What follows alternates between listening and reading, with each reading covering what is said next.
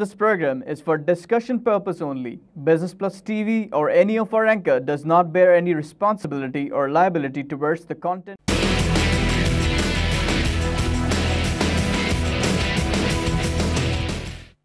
बिस्मिल्लाहिर्रहमानिर्रहीम। अस्सलाम वालेकुम नाज़रीन, कराची मरकज़ से मैं हूं आपका मेज़बान खलील अहमद। आप देख रहे हैं प्रोग्राम आप कारोबार।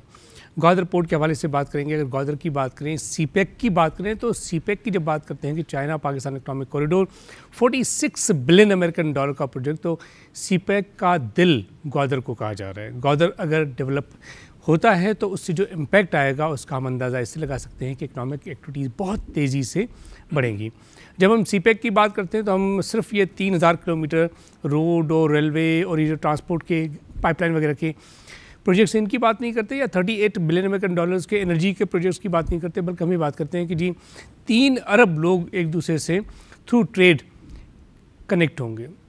तकरीबन 3 कॉन्टिनेंट्स एक दूसरे से कनेक्ट होंगे और पाकिस्तान की तकदीर अनडाउटेडली बदल जाएगी in terms of economic activities. अगर हम बात करें तो ग्वादर के हवाले से अगर हम बात करें तो इस वक्त जो वहाँ पे एक्टिविटीज़ हो रही हैं, जितनी तेज़ी से काम हो रहा है उसको देखते हुए तो यही लगता है कि इंशाल्लाह विद इन ईयर और सो वहाँ बड़े लेवल पे कार्गो हैंडलिंग होगी, तकरीबन 1 मिलियन टन से ज़्यादा की होगी। और फिर एक्टिविटीज़ की अगर हम बात करें और जो कनेक्शन की बात करें तो इस वक्त तो ये कहा जा रहा है कि जी सिर्फ एक ही रोड है, कराची से ग्वादर की कनेक्शन होती है, कोई और भी कनेक्शन होना चाहिए ताकि जो कार्गो हैंडलिंग है उसकी जो बाय एंड लार्ज हम बात करते हैं इन टर्म्स ऑफ कॉस्ट उसमें कुछ कमी हो, क्योंकि ज़ाहिर है जब ज़्यादा रूट होंगे तो उससे बेनिफिट तो होगा। अब जितनी तेज़ी से काम हो रहा है और फिर हम अगर देखें तो पाकिस्तान और ईरान जो इस वक्त हम रीसेंट डेवलपमेंट देख रहे हैं कि जी चाहबार और ग्वादर को कनेक्ट किया जाएगा।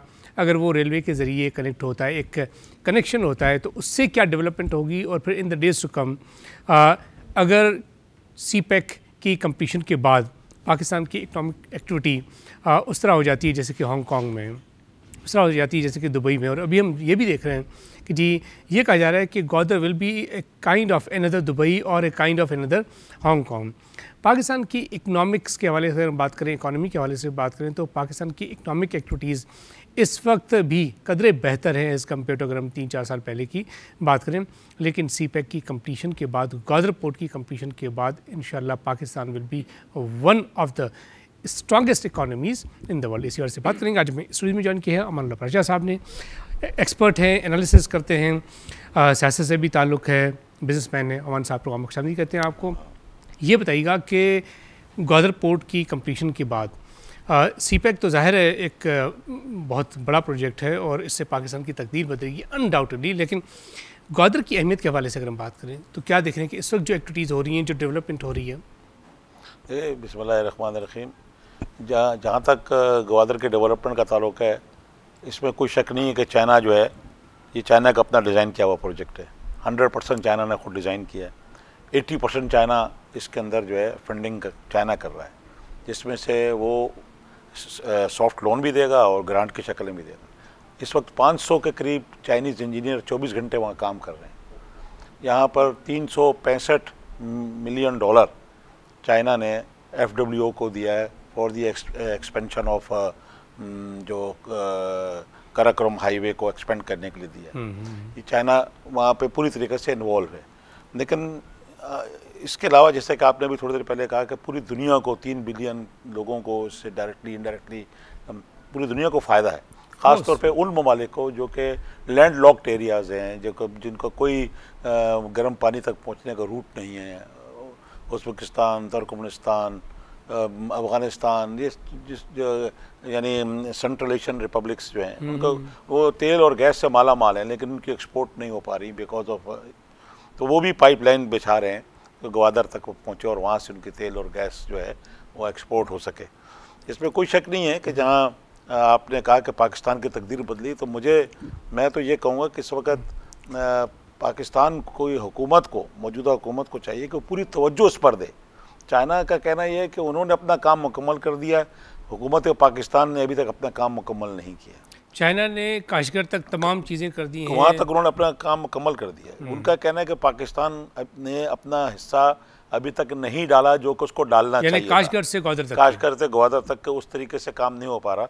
और इस असना में एक बड़ी बात जो सामने आई है वो ये है कि अभी जो चाइना के सदर ने ईरान का दौरा किया, वह ईरान के सदर ने हसन रूहानी ने उनसे चाइनीज़ प्रेसिडेंट से कहा कि आप बजाय गवादर के आप चाबार को इस्तेमाल करें, चाबार पोर्ट को बना दें, क्योंकि सिर्फ 35 किलोमीटर का डिफरेंस है। आप तो कह रहे हैं रेल का ट्रैक बचाए, उन्होंने तो ईरानी सदर ने कहा है कि इसको आप इस्तेमाल न करें, उसकी रीज़न दी है। उसने रीज़न कहा कि पाकिस्तान में सियासी अनरेस्ट है, पाकिस्तान का ये जो कॉरिडोर है टोटली अनसेफ है। उन्होंने कहा कि यहाँ सियासतदान अपने मफादात की खातिर इस इलाके में जो है वो इसको नहीं बनने देंगे, और वो प्रैक्टिकली हमने साबित किया। धरने से चाइना के सदर का दौरा मनसूख हुआ, KPK के वज़ीर आला ने जो कुछ किया आपके सामने, और सिंध के वज़ीर आला ने भी यही कहा किया कि अपने सियासी मफादात और सियासी माइलेज लेने के लिए कौमी मफादात को बालाताक रख दिया, और उन्होंने एक किस्म की ये चीज़ शो की कि हमें वो हमारा हिस्सा या हमारा हक नहीं मिल रहा। भाई जब कौमी मफादात होते हैं पूरे पाकिस्तान में वो इक्वली डिस्ट्रीब्यूट होंगे। ऐसा नहीं कोई चीज़ सुबह सरहद को मिलेगी तो बलूचिस्तान को नहीं मिलेगी, या पंजाब को नहीं मिलेगी, या सिंध को नहीं मिलेगी, हर एक को बराबर वो ओवरऑल वो फेडरल गवर्नमेंट में आएगा, वहाँ से डिस्ट्रीब्यूशन होगी। लेकिन उन्होंने साबित किया, ईरानी सफ़ीर ने भी बारहा कहा, चाइनीज़ सफ़ीर ने भी बारहा कहा हुकूमत पाकिस्तान के कि चाइनीज़ की हिफाजत की जाए। हमें याद है 2006 में हब के अंदर BLA ने 3 चाइनीज़ इंजीनियर्स को अगवा करके कत्ल किया। हमें ये भी याद है कि 2007 में लाल मस्जिद वालों ने चाइनीज़ को अगवा किया। चाइना की भी रिजर्वेशन हैं कि जो ईस्ट तुर्कमेनिस्तान इस्लामिक मूवमेंट है, जिसको UNO ने बाकायदा 2002 में दहशतगर्द तंजीम करार दिया है, उनका भी कहना ये है कि ये पाकिस्तान क्रॉस बॉर्डर पाकिस्तान से ये इसको जो है फंडिंग या वो हो रहा है, जबकि पाकिस्तान डिनाई करता रहा है। लेकिन इन चीज़ों को देखते हुए और सियासतदानों की ये जो धरने और ये जो वज़ीर आला पॉलिटिकल माइलेज लेने के लिए करते रहे और हुकूमत पाकिस्तान का तवज्जो ना देना, और उसके बावजूद चाइना का इस जगह पे कायम रहना कि ईरान ने उनको ये ऑफ़र दी है, उसके बावजूद वो उनको जानते हैं कि पाकिस्तान गवादर के डेवलप होने के बाद और ये CPEC बनने के बाद पाकिस्तान और चाइना की दोस्ती का अरूज होगा, और पाकिस्तान के अवाम का मैं ये कहते हुए मुझे कोई वो नहीं है कि वो इंतहा से ज़्यादा चाइनीज़ से मोहब्बत करते हैं, इंतहा से ज़्यादा। और चाइना वाले भी, चाइनीज़ भी पाकिस्तानियों से बहुत मोहब्बत करते हैं। यही एक वजह है जो उनके दरमियान एक टाई बनी हुई है, वरना हिंदुस्तान पूरा जोर लगा रहा है, अफ़गानिस्तान पूरा जोर लगा रहा है। जाहिर बात है उनको पता है कि अगर पाकिस्तान ने कमिटमेंट की है नेवल बेसिस को गवादर को देने के लिए, तो न सिर्फ पाकिस्तान का ये एरिया सेफ़ हो जाएगा, और पाकिस्तान का चाइना के ऊपर ट्रस्ट इस कदर है कि अगर चाइना की नेवी वहाँ आ जाती है तो ये एरिया पाकिस्तान का पूरा सेफ़ हो जाएगा दिफाई नुक्ता निगाह से भी। और चाइना को सबसे बड़ा बेनिफिट ये है कि मिडिल ईस्ट में जो कुछ तेल वगैरह और गैस जा रही है उसकी तरफ जो ट्रेड वो कर रहा है, शॉर्टेज यानी रूट शॉर्ट होने के अलावा भी उनका भी इन्फ्लुएंस इस एरिया में मिडिल ईस्ट के अंदर आ जाएगा। पाकिस्तान के अलावा चाइना किसी और पर ट्रस्ट कर भी नहीं सकता। बेशक ईरान कुछ भी करता रहे, अफ़गानिस्तान या हिंदुस्तान कुछ भी करता रहे, वो भी अच्छी तरह जानता है कि हुकूमतें आती जाती रहती हैं, लेकिन पाकिस्तान वालों की चाइना के साथ मोहब्बत ख़त्म नहीं हो सकती, क्योंकि हर दौर में, हर मुश्किल दौर में चाइना ने पाकिस्तान की मदद की है, खुल के मदद की है, ओपनली मदद की है, चाहे वो जंग हो चाहे अमन हो। तो ये वजह है जिसकी वजह से ये रिलेशन जो आज भी कायम है। अब अगर आप इसको दूसरी तरफ देखें, जहाँ अमेरिका कोशिश, वो अमेरिका भी, अफ्रीका, चाइना, जितने दूसरे साउथ एशियन कंट्रीज़ हैं वो दुबई का अल्टरनेटिव भी ढूंढ रहे हैं, और मिडिल ईस्ट में इस वक्त आग लगी हुई है, किसी वक्त में भी ये आग कहीं और भी दुबई तक भी आ सकती है। तो ऐसे में सबसे बेहतरीन सब्स्टिट्यूट दुबई का जो है वो गवादर ही बनता है, और कोई चीज़ नहीं बनती। अब इसकी अगर आप डिस्टेंस देखते हैं कि अगर ईस्ट आप वेस्ट चाइना से लेकर शंघाई से चलते हैं जो उनके इंडस्ट्रीज़ हैं, तो 16,000 किलोमीटर का एरिया बनता है। जो 3 सब कॉन्टिनेंट्स की आप बात कर रहे हैं, कॉन्टिनेंट्स को आप जो 3 अरब लोग जो है उसको एंजॉय करेंगे, तो 16,000 किलोमीटर में चाइनीज़ गुड्स रूट तय करते हुए पहुँचती हैं, और 2 से 3 माह का रास्ता लगता है। और ये जो डिस्टेंस है 2400 से 2500 किलोमीटर का, जो काशगर से जो रोड बनाई जा रही है, उन्होंने तो अपना काम मुकम्मल किया, पाकिस्तान वालों नहीं, कि मैं बार बार कह रहा हूँ कि इतना कुछ करने के बावजूद और इंटरनेशनल प्रेशर चाइना पर है कि इस जगह को ना बनने दिया जाए। उसके कई, हिंदुस्तान ले रहे हैं, खुला दुश्मन है हमारा, 47 से पाकिस्तान तो बन गया, उसने पाकिस्तान को दिल से एक्सेप्ट नहीं किया, बिल्कुल। उसने तो जेनेवा कन्वेंशन 1965 के तहत उसने एक्सेप्ट कर लिया, अगर जेनेवा कन्वेंशन में भी पाकिस्तान के बारे में ना आया जाता तो शायद वहाँ भी वो तस्लीम ना करता। 70 में उसने बाकायदा पाकिस्तान को तकसीम करने के लिए उसने हमारे ईस्ट पाकिस्तान को तोड़वा दिया। अभी अगर देखिए अमान साहब कि चाहे कितनी मुखालफत क्यों ना हो, इसमें कोई शक नहीं कि अल्लाह की मदद भी हमारे साथ है और हमारी जो डिटर्मिनेशन है और फिर हमारे जो अच्छे दोस्त हैं उसको देखते तो ये लगता है कि दिस इज़ फॉर श्योर कि सीपेक तो बन के ही रहेगा। और सीपेक को अगर हम देखें तो जो बेनिफिट होंगे उससे, आपने जो बात की ना कि दुबई का अल्टरनेट, इसमें अनडाउटली जितने भी एनालिस्ट हैं ऑल ओवर द वर्ल्ड वो तो ये कहते हैं कि जैसे ही सीपेक कंप्लीट होगा तो ग्वादर की अगर हम बात करें तो this will be a kind of trading centre, ये तिजारत का एक मरकज़ बन जाएगा। कि हम अक्सर बात करते हैं ना सिंगापुर की, हम बात करते हैं हांगकॉन्ग की, हम बात करते हैं दुबई की, लेकिन people will be talking about Gwadar. तो this is something we need to take very seriously. Chinese तो हमारे साथ सीरियस हैं, हमें भी सीरियसली लेना है और हमने अपनी जो पर्सनल हम गेन्स की बात करते हैं उसको एक तरफ रख के हमें कौमी मफाद में ऐसे डिसीजन किए जाने चाहिए हम, ताकि हमारी इकोनॉमिक एक्टिविटी जब बेहतर होगी। तो दुनिया आजकल वो फॉरेन पॉलिसी जो थी वो देखिए चाइनीज़ क्या कह रहे हैं, चाइनीज़ क्या कह रहे हैं कि आप पावर प्रोजेक्ट पर तवज्जो दे रहे हैं, आपके लिए सीपेक बहुत इंपॉर्टेंट है। मैं तो समझता हूँ हमारी जिस तरह एक इंसान के जैसा मुशारिक का काम है, सीपेक हमारे लिए इस वक्त वो काम कर रही है। अगर बन जाती है और इसको बनाने में हुकूमत पाकिस्तान को अपना सीरियस किरदार अदा करना चाहिए, जो कि वो नहीं कर रहा है। मैं नहीं कह रहा, चाइनीज़ हुकूमत कह रही है कि वो लोग ये उस तरीके से तवज्जो नहीं दे रहे जिस तरीके से देना चाहिए। उनका कहना है कि उन्होंने अपना काम नहीं किया, जो हमने अपना काम मुकम्मल कर दिया। हुकूमत पाकिस्तान सिर्फ पावर प्रोजेक्ट पे सीरियस है, सीपेक के इस कॉरिडोर पे जो बनना है उस पर वो सीरियस नहीं है। बावजूद पाकिस्तान कह रहा है मैंने 715 किलोमीटर मकरान कोस्टल मैंने बना दी है, वो कह रहा है मैंने 36 अरब रुपये 63 अरब रुपये मैंने मख्तस कर दिया है तुर्बत और रतौडेरो तक की जो 963 किलोमीटर की रेलवे लाइन है उसका मैंने सारा कुछ कंप्लीट कर दिया। लेकिन अमली तौर पर जो हमारा मेन पार्ट है चाइना, वो एक्सेप्ट करे कि जी हुकूमत पाकिस्तान अपना काम अपना किरदार जो उसमें है वो अदा कर रही है। उनका कहना यह कि वो नहीं करी, नाराज़गी है उनकी। जो ग्वादर हुशाब M8 रोड की इनॉग्रेशन हुई थी, प्राइम मिनिस्टर ने की थी, this is part of it. Part देखिए, परचम कुशाई करना या किसी उसकी वो प्लेट के तकरीबात करना या फर्क नहीं पड़ता। प्रैक्टिकल आप मैं और अगर आप पार्टनर हैं और मैं आपसे नाराज़ हूं या आप मुझसे नाराज़ हैं तो आई शुड सेटिस्फाइड यू कि यार मैं ये काम कर रहा हूं, जितना कि आपका हिस्सा आपने डाला है मैं भी उतना हिस्सा डाल रहा हूँ। बिल्कुल। चाइना 80% फंडिंग कर रहा है। चाइना ने आपको $360 मिलियन दिया है कि आप काराकोरम हाईवे जो है उसको आप एक्सपेंड करें। इस तरह चाइना आपने 500 बंदे भेज चुका, वहाँ पे इंजीनियर दिन रात काम कर रहे हैं। वो आपसे कह रहा है कि आप अपना जो हक है, जो अपना जो हिस्सा है वो अभी तक आपने डाला नहीं है, उस तरीके से आप नहीं आ रहे जिस तरीके से मैं कंप्लीट कर रहा हूँ। दो जब बंदे शरीक होते हैं। आपके कहने का मकसद है कि सीपेक की अगर हम बात करें तो चाइना तो बहुत ज़्यादा इंटरेस्टेड नजर आता है, वो काम भी कर रहा है, हमारी तरफ से नहीं हो रहा कोई। और आपको पता है कि आपके पास ये थ्रेट भी मौजूद है कि सेकेंड अल्टरनेटिव के तौर पर वो चाहबार को ईरान पेश कर चुका है। ईरान के साथ हमारे बरादराना इस्लामिक बरादर मुल्क है, हमारे बड़े दरीना ताल्लुकात हैं उसका, तो उनको भी चाहिए था कि वो एक बरादर इस्लामिक मुल्क, वो हिंदुस्तान के इन्फ्लुएंस में उसको नहीं आना चाहिए। ये तो एक किस्म की हम हमारे भाई हैं, वो उनको चाहिए कि वो चाहबार को बिल्कुल नहीं पेश करते।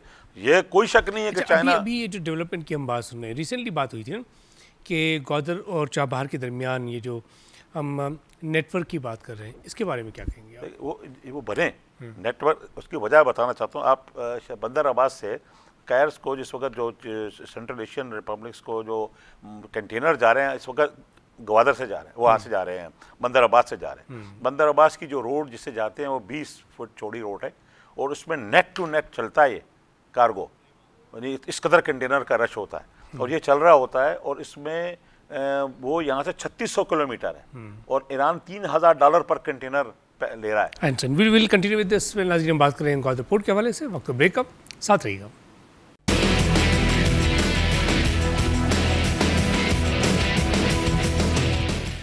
वेलकम बैक नाज़रीन। हम बात कर रहे हैं ग्वादर पोर्ट के हवाले से। अमन साहब, अब आप समझते हैं कि अगर चाबहार और ग्वादर को रेलवे ट्रैक के ज़रिए कनेक्ट किया जाता है तो this will be beneficial for Pakistan? देखिए, इसको मैंने आपसे कहा ना कि ये ग्वादर को अगर चाबहार के साथ कनेक्ट करते हैं तो ये तो रूट है, उसमें कोई फ़र्क नहीं पड़ता। मैं वो जो बात कह रहा था रह गई कि ग्वादर इस वक्त जो बंदर अब्बास से जो CIS कंट्रीज़ को जो इसको कैर्स को जो माल सप्लाई हो रहा है वो थ्रू बंदर अब्बास हो रहा है। और बंदर अब्बास $3000 पर कंटेनर चार्ज करता है उनसे, और 3600 किलोमीटर का ये रास्ता है। रोड बड़ी छोटी है, 3 दिन से 4 दिन 5 दिन लग जाते हैं वहाँ, बल्कि बसों का तो जब ट्रैफिक जाम हो जाए तो 3-3 दिन 2-2 दिन कंटेनर वहाँ खड़े रहते हैं और बेपनाह बंदर अब्बास पे वेटिंग टाइम है। अगर ये ईरान ने एक चाइना को अपना एक ऑल्टरनेटिव के तौर पे दिया कि आप ग्वादर बनाए ही नहीं, उसने तो कहा कि पाकिस्तान के अंदर बड़े खतरात हैं चीज़ें, जबकि मैं आपको बता रहा हूँ रिसेंटली हमारा एक डेलीगेशन UAE से आया था, जो वहाँ के उनके कंसल्टेंट भी हैं जो वहाँ पे बना रहे हैं, उनसे मेरी बात हुई थी उनके लंच के ऊपर। तो कह रहे थे कि ग्वादर के अंदर इतना पुरअमन है कि वहाँ आप चाकू भी लेके नहीं घूम सकते। आर्मी ने पूरा कंट्रोल कर लिया है, कंटोनमेंट भी वहाँ बन रहा है। अगर बलूचिस्तान के अंदर कोई अनरेस्ट है तो 27 डिस्ट्रिक्ट हैं बलूचिस्तान के, एक डिस्ट्रिक्ट के अंदर अनरेस्ट है, एक डिस्ट्रिक्ट के अंदर भी 14 कबाइल हैं, 14 कबाइल में एक कबीला है जिसके 2 फैक्शन हैं जो एक पाकिस्तान के खिलाफ लड़ रहा है। अंदाज़ा लगाएं, 27 डिस्ट्रिक्ट है, उसमें से एक डिस्ट्रिक्ट में अनरेस्ट है, उस एक डिस्ट्रिक्ट में भी 14 कबीले हैं, उस 14 कबाइल में भी एक कबीला है जिसके भी 2 फैक्शन हैं, जो हिंदुस्तान के और हमारे दूसरे 2-4 ऐसे नेबर्स हैं जिनके ज़ेर असर है, और वो वहाँ पे पाकिस्तान के खिलाफ ये काम हो रहा। तो ओवरऑल सूरत हाल बहुत अच्छी है। वो बलोच जो कल तक बकरियां चराते थे आज वो बड़ी बड़ी गाड़ियों में घूम रहे हैं।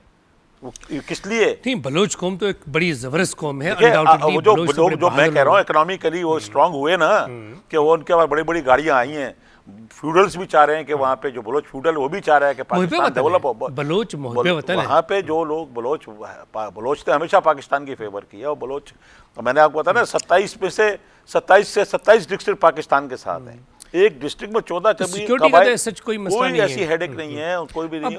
जो कुछ कर रहा है वो राह कर रहा है, जो कुछ कर रहा है वो दूसरे लोग जिनका इंटरेस्ट जो है वो इसके साथ आके टकरा रहा है, उसकी वजह से वो लोग ये इस किस्म का प्रोपेगेंडा कर रहे हैं। है कुछ नहीं, प्रोपेगेंडा आज तक प्रोपेगेंडा ही हुआ ना। इस तरह चाइनीज इंजीनियर्स को अगवा किया गया और कुछ किया गया। तो मैं तो हुकूमत से कहता हूँ और मैं अपोजिशन से कहता हूँ, खुदा के लिए अपनी इना का मसला ना बनाए, अपना सियासी माइलेज मत ले। इस वक्त पाकिस्तान की ये जो CPEC है ये और ग्वादर पोर्ट है, ये पाकिस्तान की बका का मसला है। इकोनॉमिक डेवलपमेंट अपनी जगह, लेकिन अगर वहाँ चाइना की नेवी आती है तो ये बॉर्डर हमारा सेफ हो जाता है। अच्छा, एक और चीज़ कि अगर हम देखें ग्वादर के हवाले से तो वहाँ से अगर फिशिंग इंडस्ट्री की सिर्फ बात करें कितनी पोटेंशियल है, देखिए ना। देखिए आपको देखिए फिशिंग की जहाँ तक ताल्लुक है ना, इस एरिया में ख़ासतौर से बलूचिस्तान एरिया में बड़ी फ़िश है, बहुत बड़ी फ़िश है। इस एरिया में कम है, हमने डीप सी फिशिंग ट्रॉलर डाले, हमारा जो फिशरमैन है वो मर गया, डूब गया, क्योंकि ये जो हमारा ट्रॉलर है ये जो चाइनीज़ कोरियन जापानीज़ ट्रॉलर यहाँ आए उन्होंने पूरे समंदर को खाली कर दिया। अब हमारा इसीलिए जो फिशरमैन है वो रोता है, जबकि इस समंदर में ख़ास तौर से बलूचिस्तान एरिया में मस्कत वाली साइड पे बेपनाह मछली मौजूद अवेलेबल है। लेकिन मुसीबत यह है कि यहाँ पर भी पॉलिटिकल अनरेस्ट के साथ साथ यहाँ पर भी ऐसे लोग थे जो पर्ची देते थे। यहाँ से जब पाकिस्तान सिंध से जो फ़िशिंग ट्रॉलर जाता था, यहाँ सिंध के अंदर जो गुंडे अनासर थे वहाँ के, जिसको आप बैरी कज़ाक भी कह सकते हैं, वो पर्ची देते थे।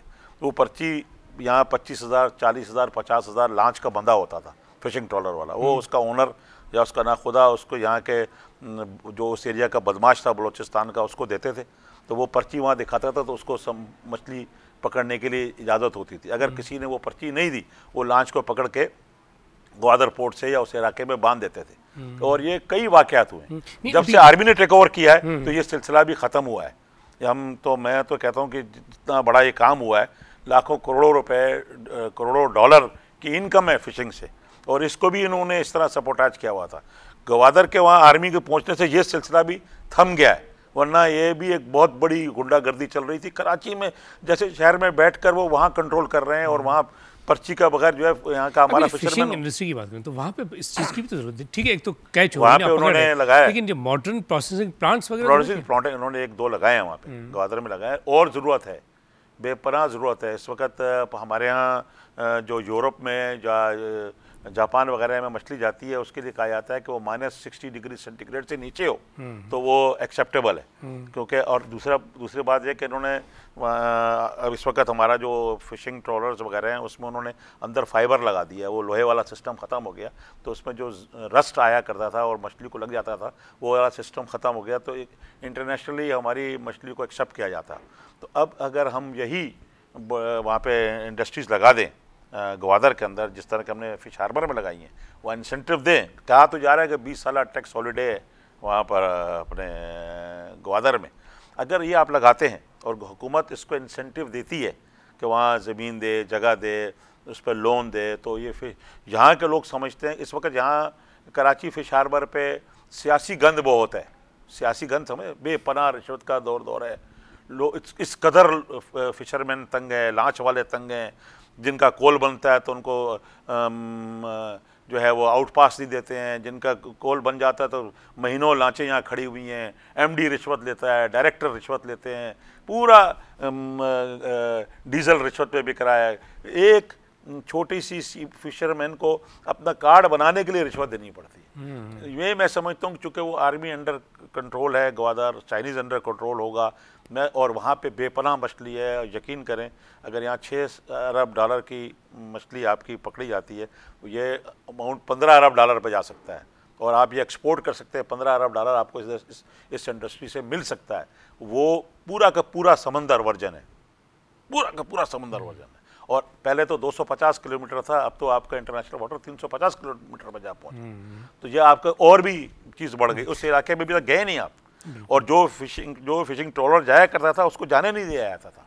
तो चंद लोग अगर देखें तो पीने के पानी की मुश्किलात क्या है वहाँ पे? अब डिसलिनेशन प्लांट लगाया ना उन्होंने, एक डिसलिनेशन प्लांट भी लगाया जो 250 किलोवाट बिजली का भी बना दिया उन्होंने। तो अगर इस तरह के देखें पूरे अरब में जहाँ पे तो वहाँ सब समंदर है, उन्होंने डिसलिनेशन प्लांट लगाए। पाकिस्तान भी डिसलिनेशन प्लांट लगा सकता है, पे एज अर्न बेसिस पे, BOT बेसिस पे सैकड़ों कंपनियां लगाने वाली। इससे इस डिसलिनेशन प्लांट से एक प्रोडक्ट नहीं पैदा, खाली पानी नहीं मिलता, आपको 22 बाई प्रोडक्ट हैं इसके, वो आपको मिलते हैं।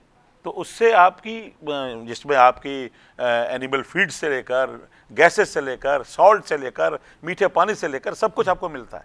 तो आप वहाँ इसको इनकरेज करें, ये टाइम है कि। और मैंने ये भी सुना है कि फेरी भी चलाने के लिए गवर्नमेंट ने टेंडर किया कि फेरी चला रहे हैं बिटवीन कराची, ग्वादर, ईरान तक जो ज़ियारतों में लोग जाते हैं, या ग्वादर, तो ग्वादर पे अभी भी आपका वही फोकर चल रहा है कोई। और अभी इंटरनेशनल एयरपोर्ट बनाने के लिए ओमान ने भी एग्री किया कि वो $75 मिलियन देगा।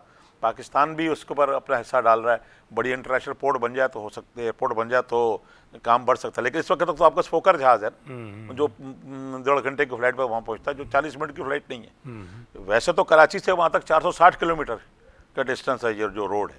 और ये कहा जा रहा है कि बिल्कुल पुरअमन है, किसी किस्म की कोई चीज़, पूरे आर्मी कंट्रोल है, हर किस्म का वहाँ पे सेफ्टी मौजूद है। लेकिन डर और खौफ का इतना ज़बरदस्त प्रोपेगेंडा किया गया है कि अभी तक बिजनेसमैन को वहाँ पे, चाहे वो इंटरनेशनल लेवल के कारोबारी लोगों या पाकिस्तानियों, वो ट्रस्ट नहीं बैठा जो बैठा देना चाहिए था हुकूमत को। अच्छा ये बताएं कि अब ज़ाहिर है जब इकोनॉमिक एक्टिविटी होगी तो वेयर हाउसिंग तो एक अहम किरदार, वेयर हाउसेज हैं, फिशिंग का इसमें बोला है, दूसरी इंडस्ट्रीज़ है जो उसके साथ सिस्टर ऑर्गेनाइजेशंस हैं, वो सब कायम हो सकती हैं।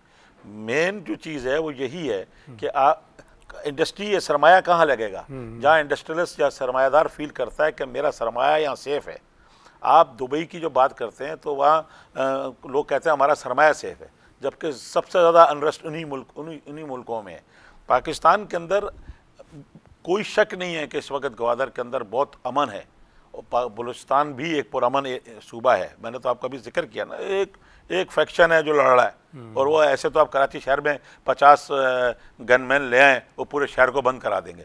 2 करोड़ आवाम में अगर 50 आदमी गन लेकर पूरे शहर को बंद करा सकते हैं, तो वहाँ इतने बड़े बलूचिस्तान में ज़मीनी लिहाज से सबसे बड़ा सूबा है, तो वो कुछ भी करते रहे। 50 आदमी कभी इधर से निकला है, कभी उधर से निकला, तो ये बताएं आप यानी अमन का जो झूठा प्रोपगंडा कायम किया गया है कि वहाँ पे अमन नहीं है, अगर ये गवर्नमेंट वहाँ साबित कर देती है और जो मेन अट्रैक्शन है सरमायादार के लिए, इंडस्ट्रियलिस्ट के लिए, वो अपना सरमाया वहाँ लगाए और समझे कि महफूज है, बैंक्स बन जाएं, होटल्स बन जाएं। अभी एक होटल इंटरनेशनल, 5-6 आप होटल बना दें,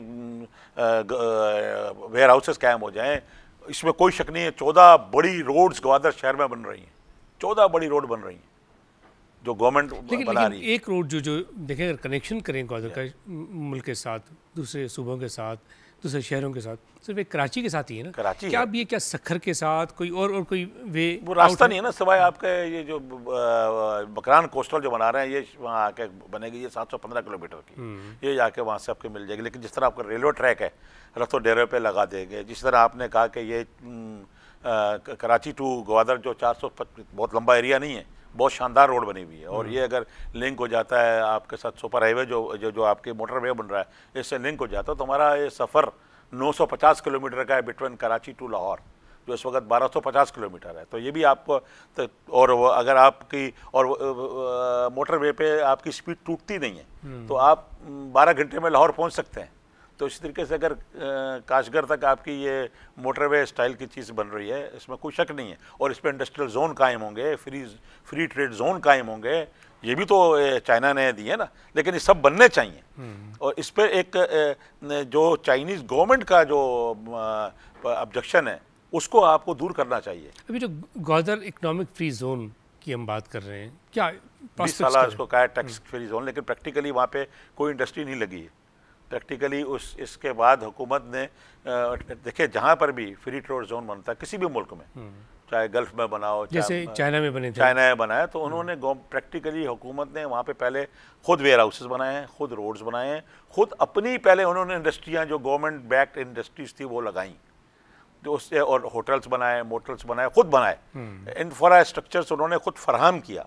हमें कहा जा रहा है हमारे इंडस्ट्रीज को, तुम आके आबाद करो, ये एरिया है आप करो। भाई आप उधर डेवलपमेंट करें, रोड्स बना के दें, सीवरेज सिस्टम करके दें, बिजली दें, आप वहाँ पे सिक्योरिटी सिस्टम दिखाएं, ये पूरा है। और वो जो है वो एक बाउंड्री वॉल खींची हो और पूरा एक सिक्योरिटी का निज़ाम हो, वहाँ पे ऑफिस कायम हो फ्री जोन के। आप खाली वो फ्री जोन कराची से हैंडल किया जा रहा है, आप देखें ना, आप उस हद तक तो ठीक है कि डॉक्यूमेंट्स के लिए हो, लेकिन वहाँ पर ये प्रैक्टिकली मौजूद होना चाहिए। जीडीए के अंदर में कर दें, आप उसको जीडीए के अंदर कर दें, या फ्री ट्रेड जोन अलहदा आप उसको बाकायदा ऑफिस वहाँ पे होना चाहिए।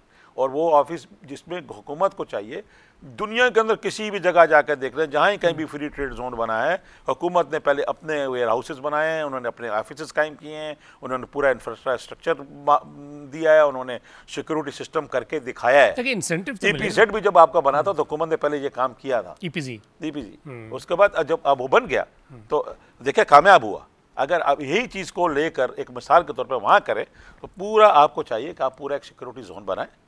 मेन मैं लफ्ज़ कर रहा हूँ, सिक्योरिटी जोन इज़ इम्पॉर्टेंट, तो आपका इकोनॉमिक ट्रेड जोन जो है वो कामयाब होगा। अगर कहें कि ये ज़मीन है खाली सादा और आप इसके ऊपर आके उसको आबाद करें, हु विल डू दिस। मैं एक इंडस्ट्रियलिस्ट हूँ तो मैं वो इंडस्ट्री बनाने में लगाऊंगा या मैं इंफ्रास्ट्रक्चर डेवलप करने में लगाऊंगा।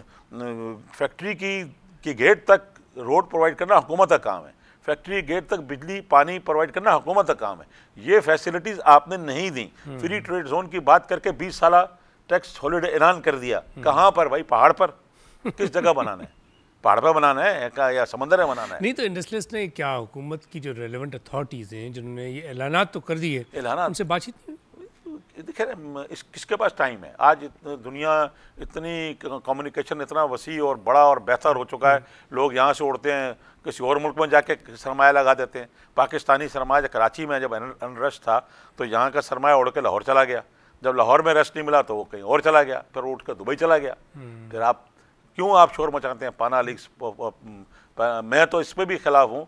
आपको याद होगा पाकिस्तानी बैंकर्स को बाकायदा फॉर्म दिए गए, UBL को, हबीब बैंक को, कि आप जो है स्विट्ज़रलैंड में इसके अकाउंट खुलवाएं। ये फॉरेक्स अकाउंट को खुलवाया गया। ये बैंकों के मैनेजरों को टारगेट दिया कि यहाँ बैठे हुए आप स्विट्ज़रलैंड में पाकिस्तानियों के अकाउंट खोलें। तो ये बैंक किसके अंडर में है?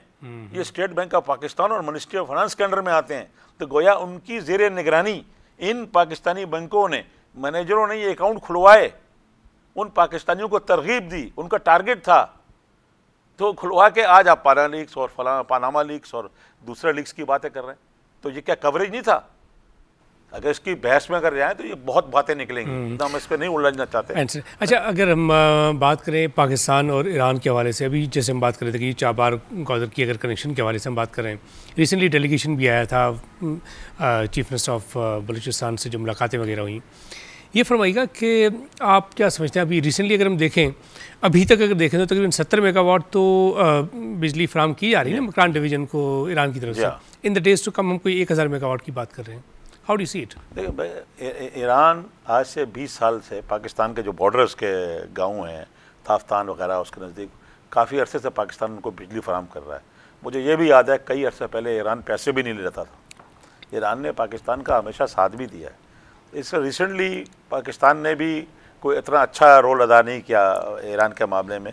जिस वक्त ईरान के ऊपर पाबंदियाँ लगी थी तो पाकिस्तान ने इतना अच्छा अरेंजमेंट नहीं किया था जिससे उसको ग्वादर पोर्ट के फ्यूचर के बारे में वेरी ब्रीफली। देखिए, ग्वादर पोर्ट का जो फ्यूचर है वो इंशाल्लाह, मैं जैसी अगर ये बन जाता है और बन रहा है जिस तेज़ी के साथ, और आप ये जानते हैं कि हुकूमत पाकिस्तान और चाइना की हुकूमत इसको बनाने में लगी हुई है, इस साल के आखिर तक ग्वादर पोर्ट बन जाएगा। जैसे ही ग्वादर पोर्ट बनता है, डीप सी वाटर वहाँ मौजूद है और बड़े बड़े कंटेनर्स और टैंकर्स, ऑयल टैंकर लगेंगे।